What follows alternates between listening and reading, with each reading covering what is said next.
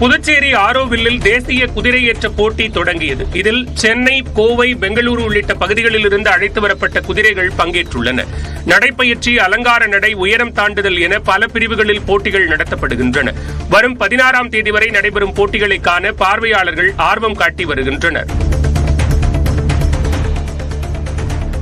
நாமக்கல் மாவட்டம் பள்ளிப்பாளையம் அருகே சாயம் கலந்த குடிநீர் வருவதாக பொதுமக்கள் வேதனை தெரிவிக்கின்றனர்.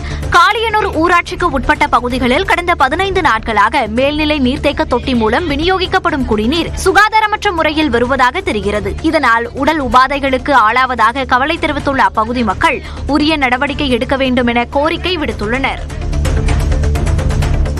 கொடைக்கானல் பேரிஜம் ஏரியில் முகாமிட்டிருந்த யானைகள் வேறு இடத்திற்கு இடம்பெயர்ந்ததால் சுற்றுலாப் பயணிகள் செல்ல மீண்டும் அனுமதி அளிக்கப்பட்டுள்ளது. முக்கிய சுற்றுலா தலங்களில் ஒன்றான பேரிஜம் ஏரியில் வியாழக்கிழமை குட்டியுடன் யானைகள் முகாமிட்டிருந்தன. இதனால் அப்பகுதிக்கு செல்ல சுற்றுலாப் பயணிகளுக்கு தடை விதிக்கப்பட்டது.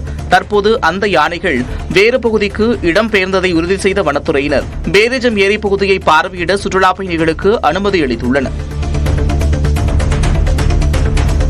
கிருஷ்ணகிரி மாவட்டம் நாட்றாம்பாளையம் அருகே எந்நேரமும் இடிந்து விழும் நிலையில் காணப்படும் மேல்நிலை நீர்த்தேக்க தொட்டியை அகற்ற கிராம மக்கள் கோரிக்கை விடுத்துள்ளனர். என்புதூர் மலை கிராமத்தில் 200க்கும் மேற்பட்ட குடும்பங்கள் உள்ளன. இங்கு 28 ஆண்டுகளுக்கு முன்பு கட்டப்பட்ட மேல்நிலை நீர்த்தேக்க தொட்டி உரிய பராமரிப்பின்றி சிதறமடைந்து காணப்படுகிறது. நீர்த்தேக்க தொட்டியின் தூண்கள் பெயர்ந்திருப்பதால் எந்த நேரமும் இடிந்து விழும் அபாயம் உள்ளது. இந்திய கிரிக்கெட் அணியின் கேப்டன் ரோஹித் சர்மாவின் உடல் எடை குறித்து விமர்சித்த காங்கிரஸ் செய்தி தொடர்பாளர் ஷாமா முகமது ரம்ஜான் நோன்பு விவகாரத்தில் முகமது ஷமிக்கு ஆதரவு குரல் கொடுத்துள்ளார். ஆஸ்திரேலியாவுடனான அரையிறுதிப் போட்டியில் ஷமி தண்ணீர் குடித்த வீடியோ வெளியான நிலையில் ரமலான் காலத்தில் நோன்பை கடைபிடிக்காதது பாவம் என மதகுரு ரஷ்வி பரேல்வி கருத்து தெரிவித்திருந்தார்.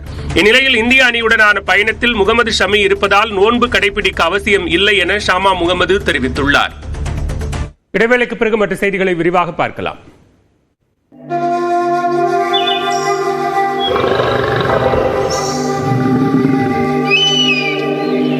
நாம் இருவரை கண்டிருக்கும் சரணாலயங்களிலிருந்து முற்றிலும் மாறுபட்டது.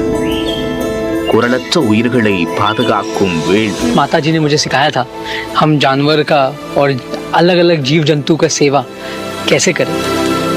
வன உயிர்களின் எதிர்காலத்தை பாதுகாக்கும் சேவாலயம்.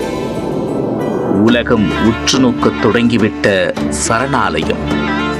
உலகின் மிக பெரும் வன உயிரின புனர்வாழ்வு மற்றும் பாதுகாப்பு மையம் உருவான கதை.